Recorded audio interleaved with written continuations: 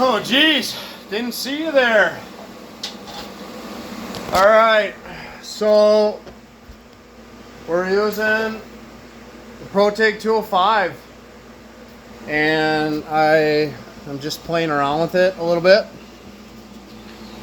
and it's actually running pretty decent. I mean, that's not my best, but it's pretty good without changing any of the parameters within the settings here. So if we go through it all, you got your amps, pre-flow, AC frequency, background frequency, and post flow. I'm actually 8 looks all right. And then you have pulse. Now I actually don't know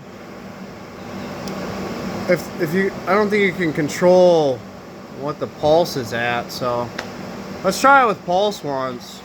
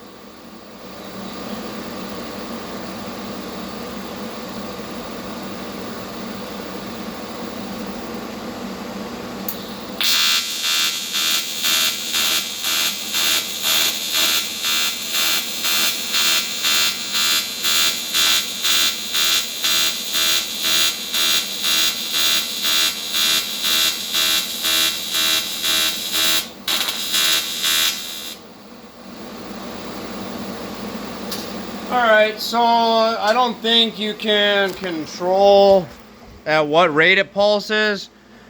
That's with a little bit of filler metal. And that's just a fusion weld, just with the pulse. I mean, I didn't really prep this piece all that good. I just wanted to see what this thing... So, here it is. And then this was a joint I did before that. I mean, that one turned out pretty damn good. I'll flip you around. So yeah, I mean, it's pretty decent. So probably more to come.